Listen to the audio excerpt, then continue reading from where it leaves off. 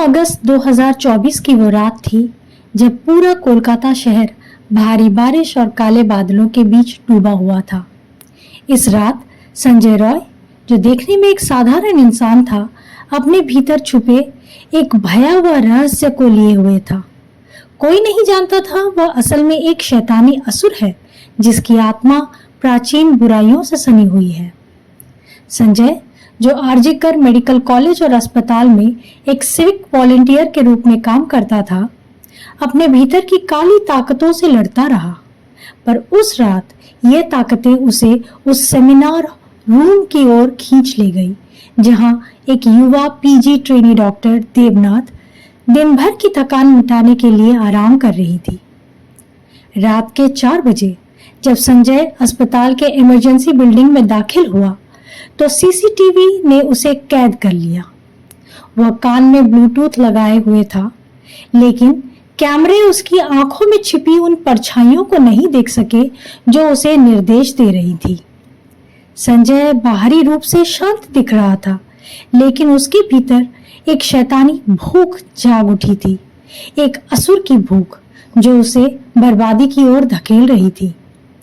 उस रात देवनाथ ने अपने सहयोगियों के साथ डिनर किया था और पेरिस ओलंपिक में नीरज चोपड़ा का जैवलिन थ्रो देखा था। उसे यह एहसास नहीं था कि सेमिनार रूम में थोड़ी देर आराम करने का उसका फैसला उसकी जिंदगी का आखिरी फैसला बन जाएगा। जैसे ही संजय कमरे में दाखिल हुआ, वह शैतानी असुर पूरी तरह से उस पर काबिज हो गया। उसकी चेतना धुंधला गई और वह खुद पर से नियंत्रण खो बैठा। सेमिनार रूम का वो शांत माहौल अचानक खौफ और दर्द की चीखों से गूंज उठा। असुर ने देवनाथ को निर्दयता से तड़पाया। उसकी आंखें, होंठ और गुप्तांग खून से लथपथ हो गए। दीवारें और फर्श उसके दर्द को झेल रहे थे, लेकिन उसकी चीखें बाहर की दुनिया तक नहीं पहुंच पाई।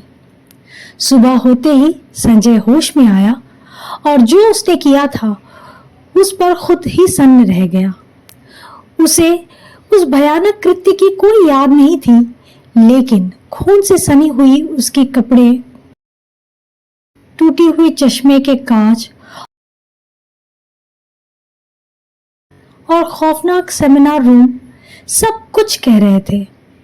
उसने जल्दी से अपने कपड़े साफ किए, सबूत मिटाने की कोशिश की, लेकिन जो डर और अपराध बोध उसकी आत्मा में समा गया था, उसे नहीं हटा पाया। अगले दिन पुलिस ने सीसीटीवी फुटेज का विश्लेषण किया और संजय को गिरफ्तार कर लिया। ब्लूटूथ डिवाइस को पीड़िता के शरीर के पास पाया गया, जिसने उसे इस अपराध से जोड़ दिया। संजय की सास दुर्गा देवी को संजय के बारे में कुछ अजीब सा महसूस हुआ। वो कहती है कि संजय ने यह अपराध अकेले नहीं किया होगा, लेकिन उसे यह अंदाजा नहीं था कि उसका साथी कोई इंसान नहीं, बल्कि खुद संजय के भीतर का शैतान था।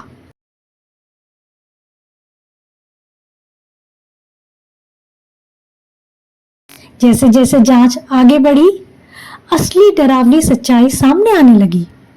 पोस्टमार्टम रिपोर्ट ने साबित कर दिया कि देवनाथ को पहले पूरी तरह से पीटा गया, फिर गला दबाकर उसकी हत्या की गई। रिपोर्ट ने आत्महत्या की संभावना को खारिज करते हुए बलात्कार और हत्या की पुष्टि की। संजय अब खुद की आत्मा के कैदी के रूप में संघर्ष कर रहा था। उसे महसूस हुआ कि उसके भीतर का असुर फिर से जाग उठा है। वह जानता था कि अगर उसने इसे रोका नहीं तो और भी निर्दोष लोग उसकी इस शैतानी भूख के शिकार बनेंगे। कहानी का अंत एक चिलिंग सवाल के साथ होता है। क्या संजय अपने भीतर के शैतान को रोक पाएगा, या वह असुर की अगली भूख की प्यास बुझाने के लिए और भी भयानक अपराध करेगा?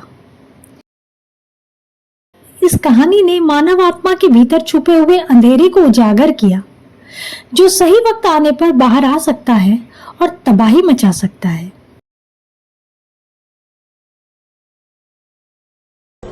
ऑडियो पब्लिकेशन RK के साथ।